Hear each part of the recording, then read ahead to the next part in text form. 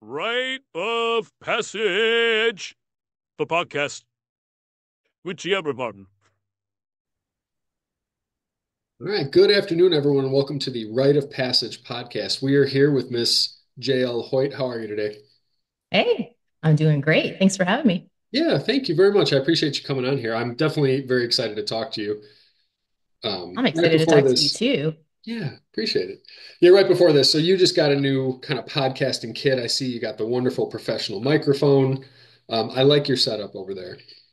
Thank you. My husband gets all the credit for that. He is a computer programmer and, kind of a jack of all trades, and he set it up for me. So it's a Well, I Christmas got present. this theory. So like in Field of Dreams, when they're like, if you build it, they will come. So my mom built a Exactly. very successful business back in the day, and she's not a business person, but she had just wonderful intuition. It was like, I think we need to expand the space, and even if it didn't make sense on paper, she was like, I got this gut feeling like we need to expand, and she was always very nervous. But the point being, you got the professional setup, you got the microphones, you got the whole thing, and now that you were set up, I think these interviews are going to come rolling in, and you're going to have a lot of these. Oh, thank you. I hope that's the case. We'll Yeah, see. It's a little that you are the first. So no kidding. Okay, well, I I appreciate it. don't know what I'm doing. I want Y'all to will have to help me out. I want to create big shoes to fill. I want this to be awesome podcast and then, set the tone for all of the future ones to come. So hopefully we can do that today.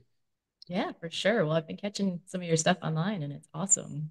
We're working on it. I'm having fun with it right now. I'm hoping that resonates with people, but I think we're gonna have a very fun conversation. I was just reading your bio.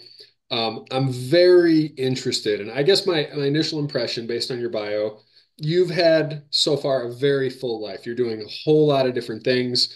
You've got, big family, children, adopted children, stepchildren, pets. You were in film. You've had a very rich life in terms of experiences and things. And I imagine, at the very least, that directly carries over into your book.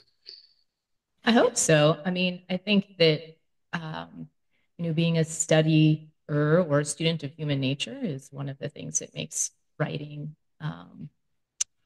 or at least authorship, exciting is trying to render some of what you're seeing in life, and hopefully that adds a richness to the texture of, your story. I have to imagine so. So I have this theory that people can only speak about what they understand, kind of thing.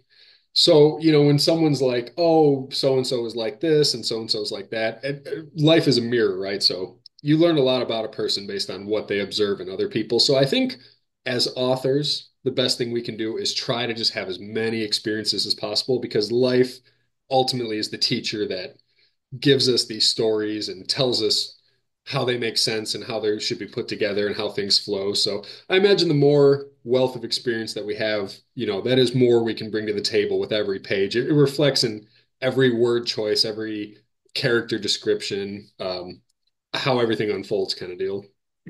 Absolutely. Now I just have to, take that studentship and categorize it in a way that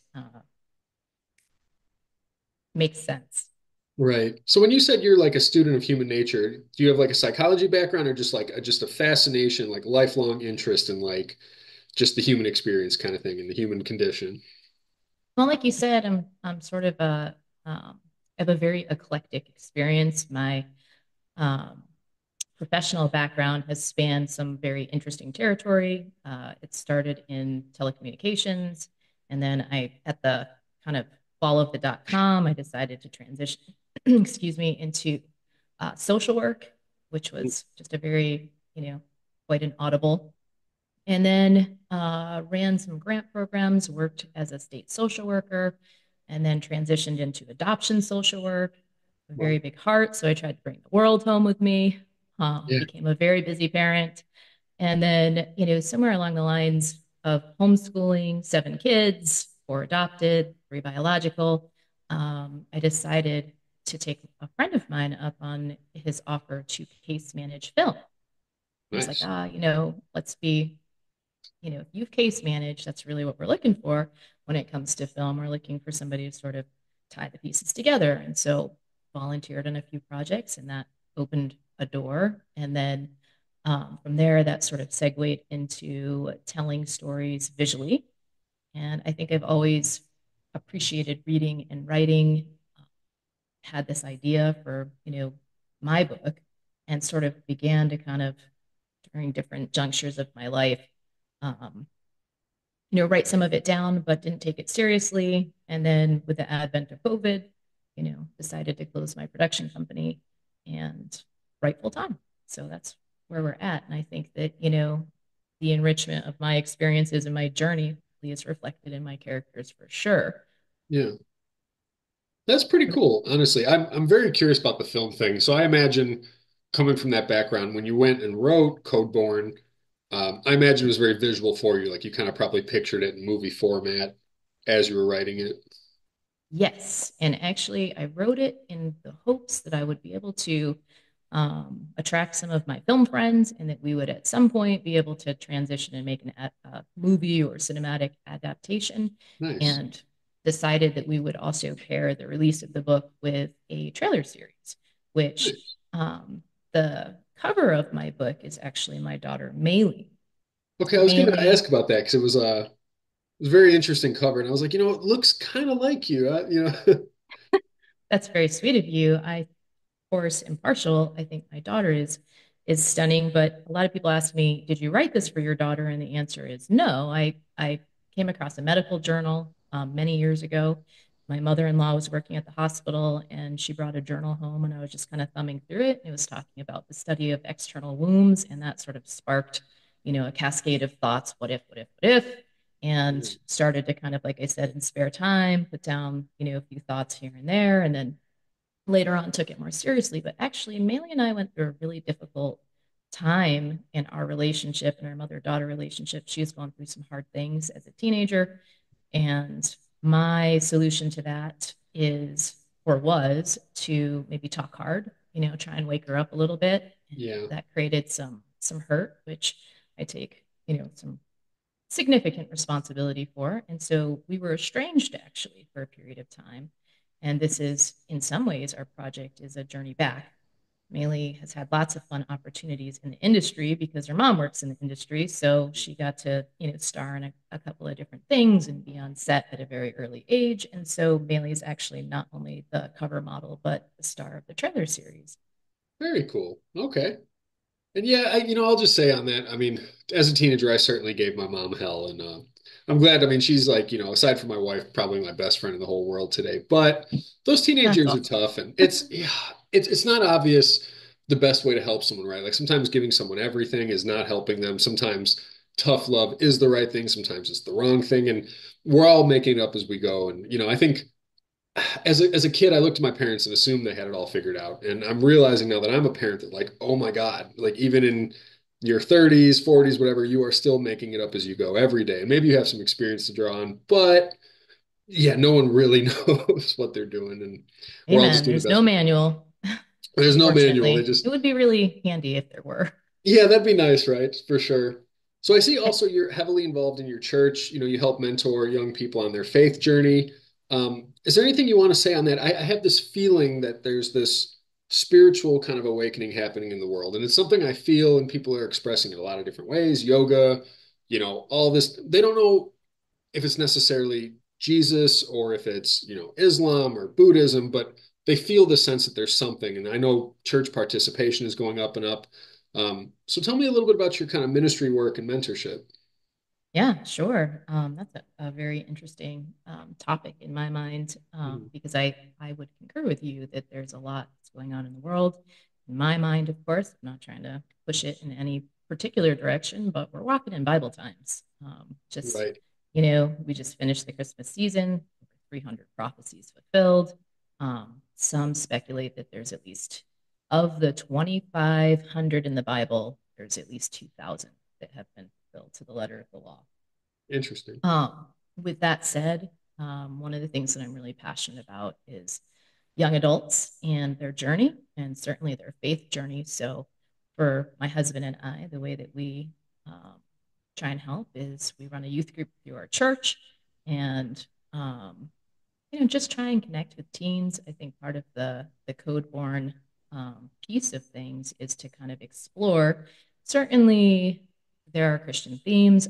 I don't think that the first book is pushing any sort of agenda or that it's noticeably Christian. There's a tertiary character, one of the parents that, kind of found that, and the kids are kind of eyeball roll.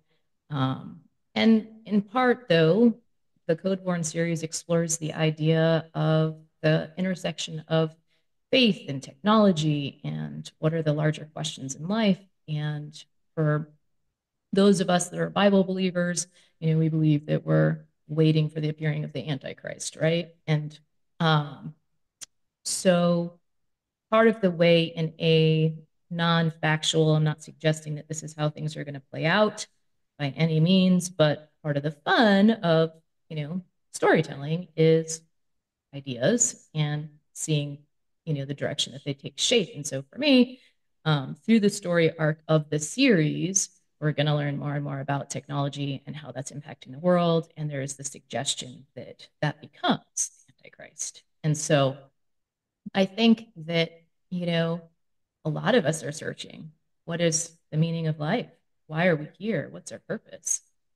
Yeah, I understand the people who are asking that question. The people who are not asking that question aren't going to enjoy my books for sure.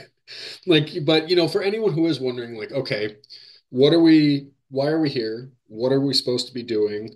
What is the right way to live? What is our relationship with the world? What is our relationship with God? What is our relationship with ourselves?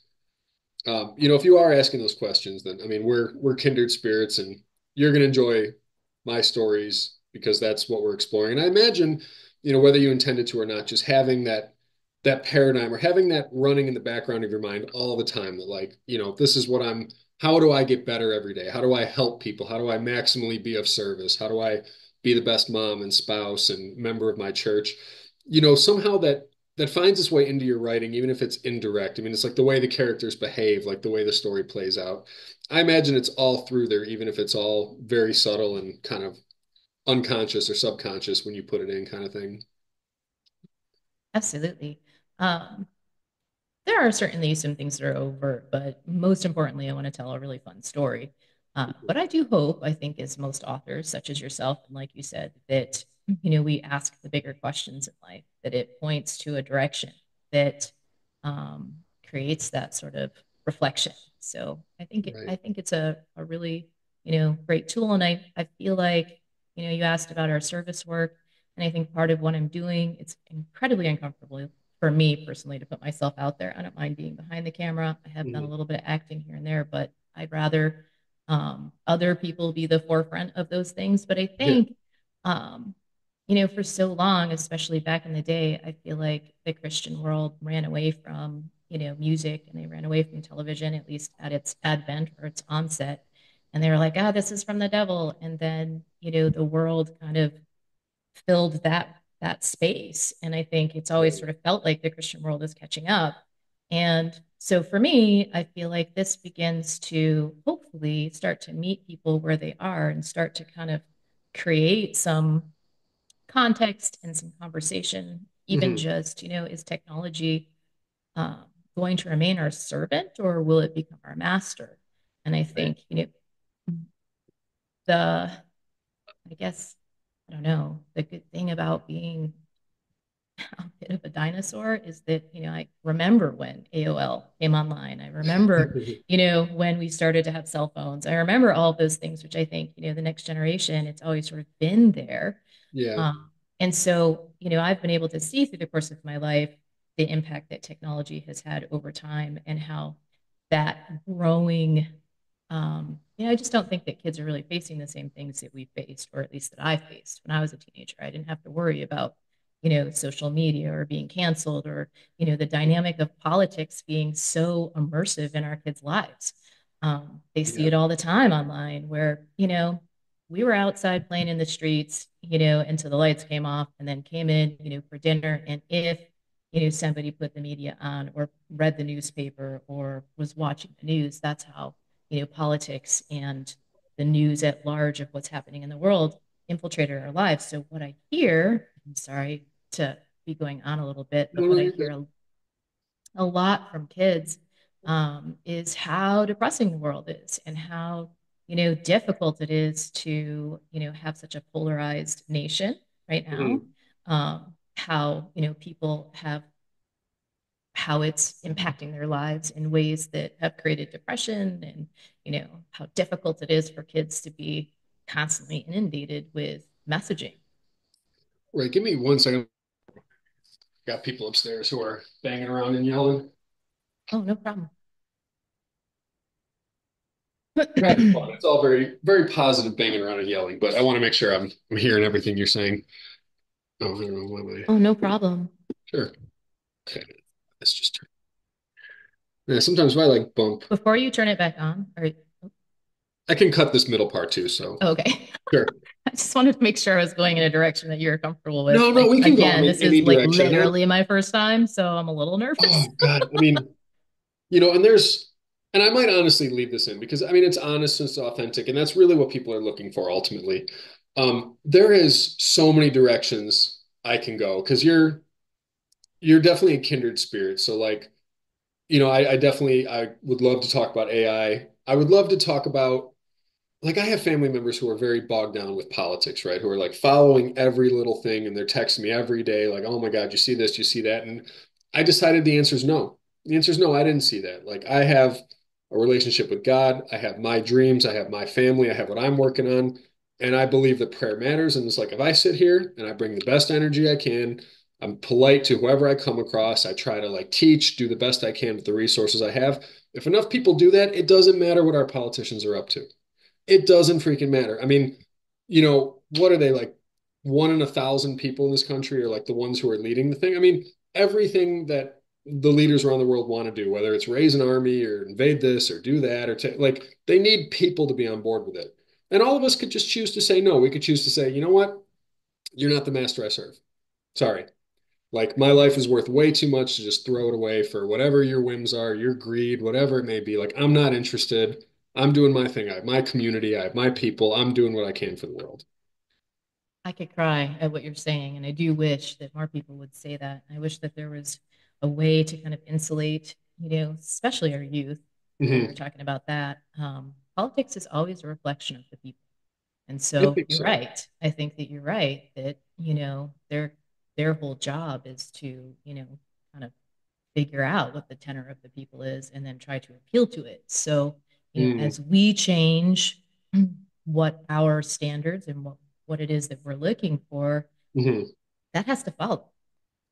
So I actually have a totally different take, and I've been just working with this recently, and it's a very hopeful thought. So you're in Vermont, I saw. So I imagine you have neighbors and friends and family with Lyme disease. Have you ever heard of a Herxheimer reaction?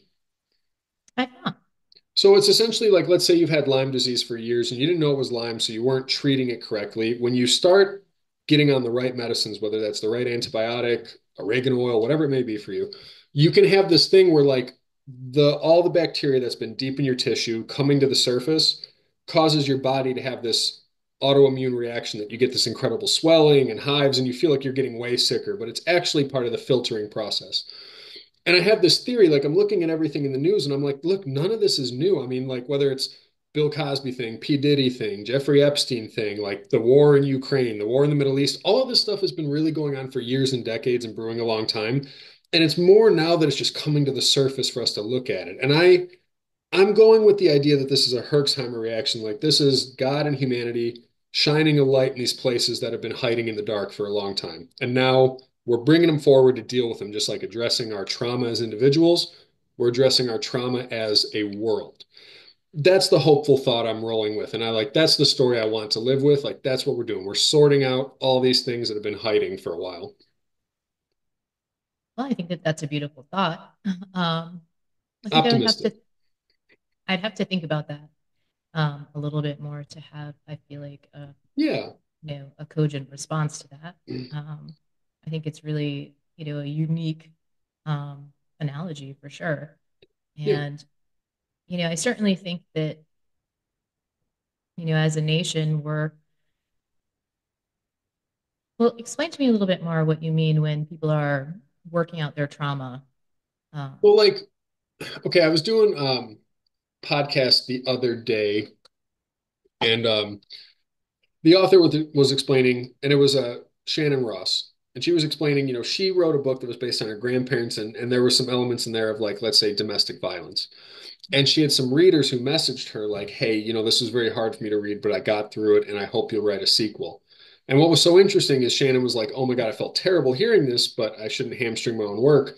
But in writing it and allowing these readers to read it like that, it was like this thing I haven't worked through. I'm like processing it in a safe way through reading this book. And I think a lot of the things we get wrong in life are the things that like we choose to ignore, we choose not to look at, we choose to pretend they're not there. And they're like programs that run in the background and influence us because we never really got over it, whether it's like some hard feelings we got about our parents, or if someone abused you as a child, or mistakes that you made, regrets that you carry. The things that we don't look at are the ones that haunt us, right? Like the moment you look at your shadow and turn around, it disappears. But a lot of us don't look at our shadow kind of thing. So that's what I talk about. Like from an individual standpoint, we all have, for example, like there's a lot of authors who are like, okay, I wrote this book. I'm so excited, but I'm also horrified that anyone should read it. When it's like, I would okay, fall well, into that category. right, but it's like, what is it are you afraid of, right? That like whoever reads this, they might not like it, or they might know you better than you'll ever know them. Like whatever that is you're afraid of is holding back your book from becoming everything it can be. And that's like a place we need to shine a light in the dark, because you're like, what are you hung up about? You know what I mean?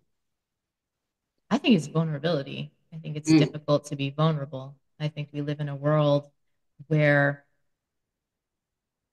sometimes the things that define us and make us strong are things that mm, the world sees as our weakness.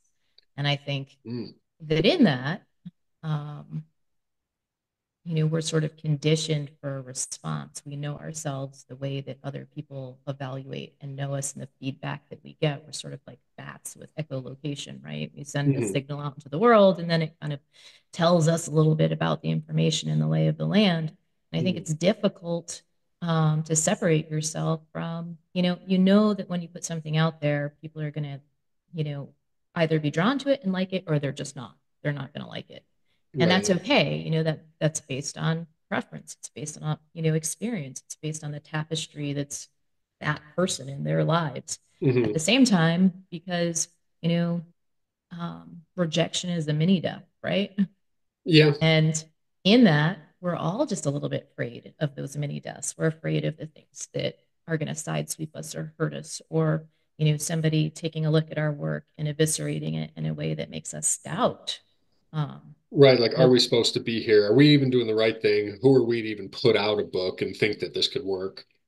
exactly. Yeah, no, it's a real thing, but I'll turn you to the Garden of Gethsemane. I think I got that right, but it's right after the Last Supper, right? Like Jesus is in the garden, and they said his sweat was like blood, and he was like, if there's any other way, I'll take it, but if this is what I have to do, I have to do it. And our best hero stories are like that. We're like, it's not about like, oh, I wasn't afraid. It's like, no, I was afraid because I understand how hard and scary something's going to be, but you know what? I'm going to do it anyway. And people are drawn to that courage. Like I will tell you, for every author putting themselves out there, there's probably 1,000 people who wish they wrote a book, and 100 people who started a book but are too afraid to like really put it out there, really finish it. So people are drawn to that courage. And I think it is inspiring where, let's say we admit our fears and then we do it anyway. I think that can give courage to other people to help bring their stories forward. So I think, even though we don't like being vulnerable, I think we're doing good service by resisting that. Like, I'd rather kind of just hide in my hole and not, put myself out there like this. So, what's your biggest challenge as an author then? Um, Full confidence. Oh, I got a couple challenges. So I I live with this assumption that like things aren't going to come together unless I work 16 hours a day.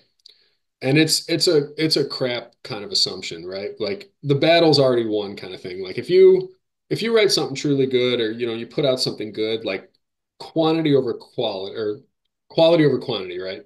So anyway, I got this thing where like, okay, I wrote a couple books a few years ago that I know I could do them better today with how I have advanced as an author. Mm-hmm. But because I know that I could make them better, I'm like not even confident to promote them. Like they're out there in the world, but I'm not talking about them at all. And that's a personal hangup I have. It's, like I'm assuming that these books aren't valuable because they aren't the absolute best thing I could make. And that's a ridiculous kind of, assumption that I don't know. It's something that I know I'm getting wrong that I'm like working through kind of thing. I think that, first of all, I love the fact that you're just raw and honest and real. And I think Thank you. that, so if I were to press on this a little bit, like what's Mhm. one of those books that somebody could find? The flower from the garbage. Say That's that one. one more time. I'm It's sorry. called The Flower from the Garbage. Cool. What's that about? Ooh, well, I want this to be your interview, but just really quick. So the story opens with a young couple who's at an OB/GYN appointment and realizes they've miscarried.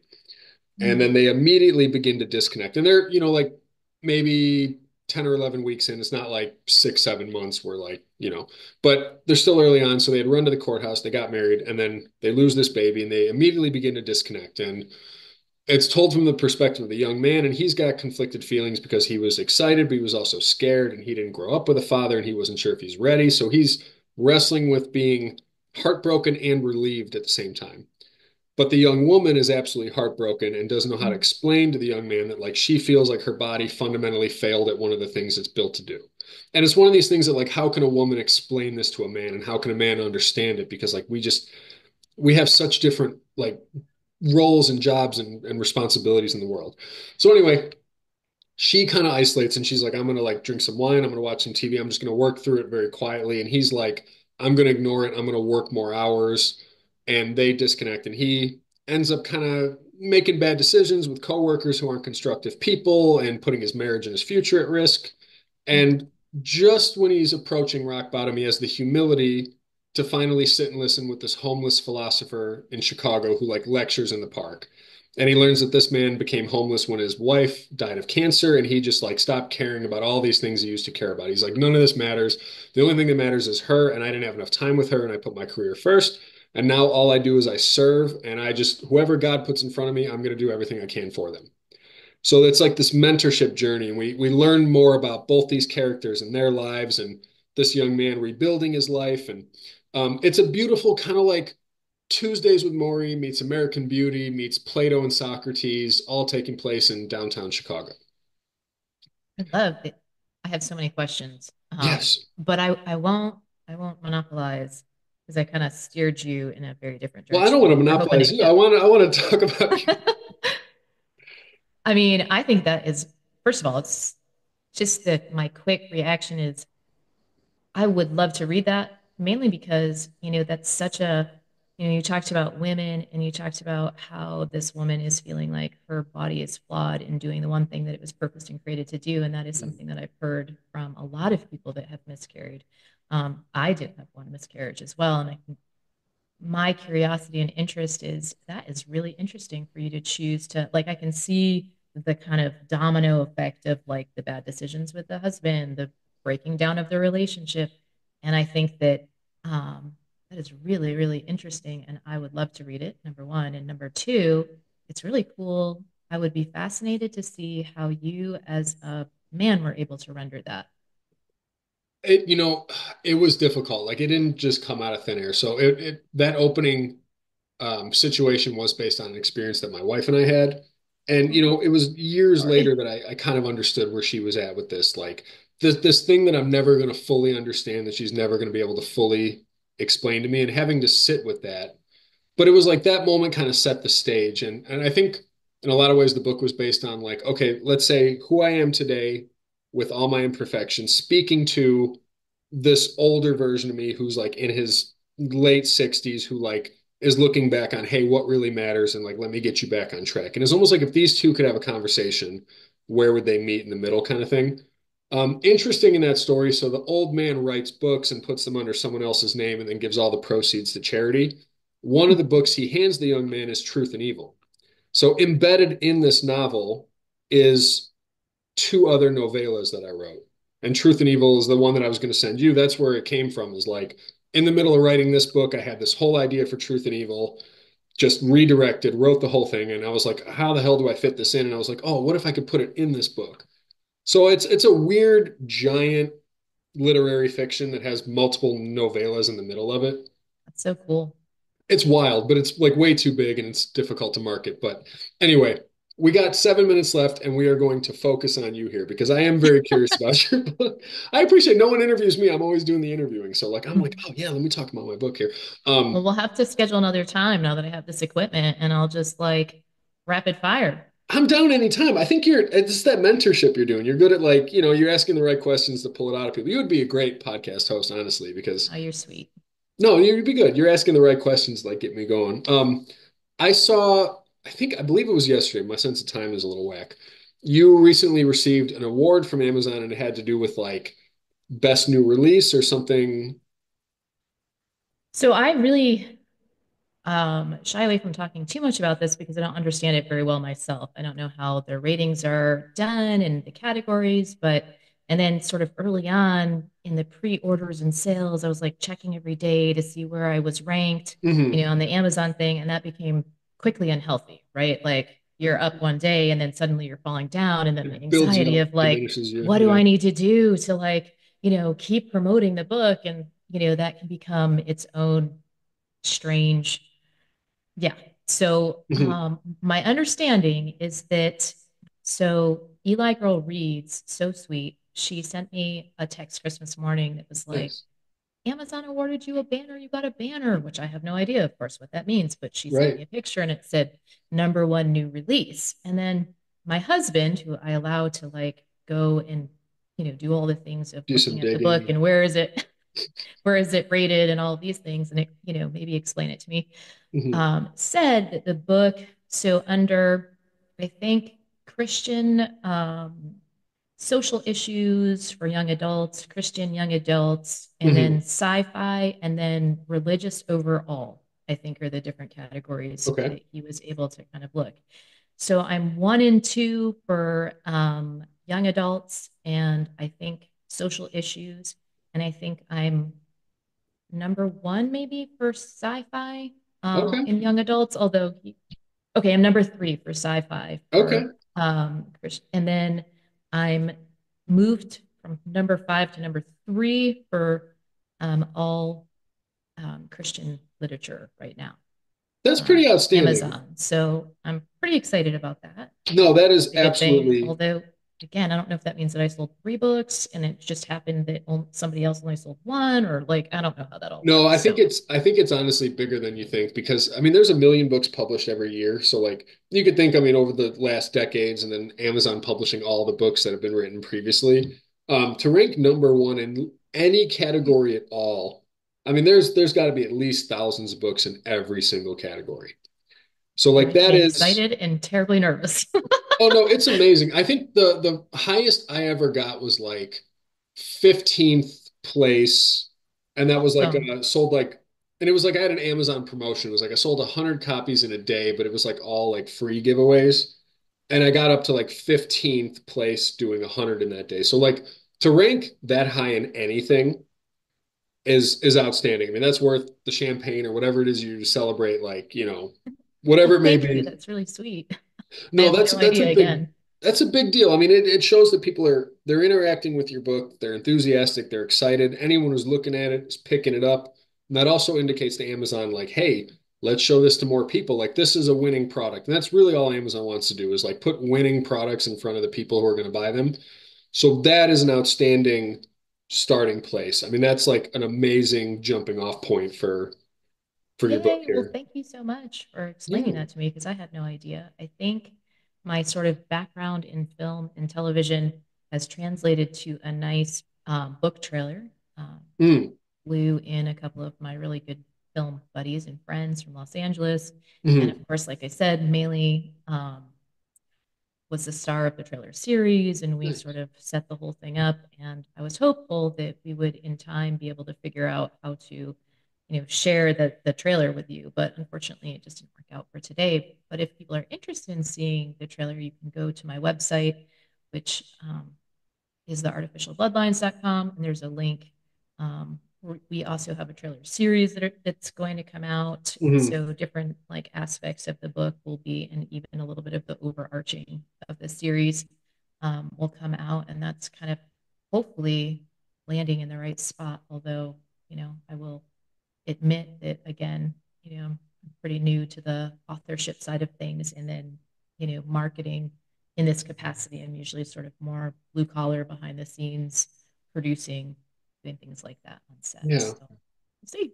So I'll add into that. So for, any readers listening, any authors who are interested in checking out this book, I'm going to put like all the links you send me in the description for this video. So like directly to the website, directly to Amazon, movie Oh, trailer. Encourage anyone to check them out.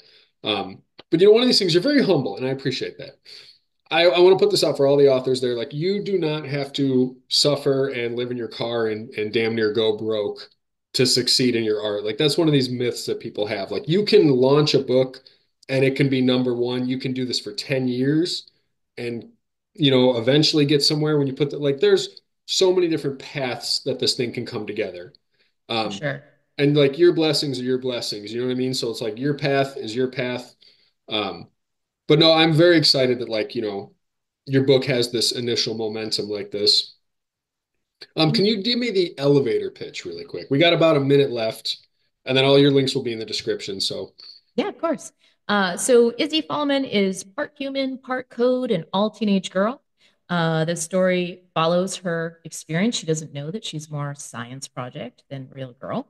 And that is until her parents are brutally murdered and she is reclaimed by the organization that will stop at nothing to sort of unpack her secrets, the secrets that have been embedded in her DNA. And she wields a little bit of this kind of emerging ability that she has in order to get away, and the story kind of takes on a coming of age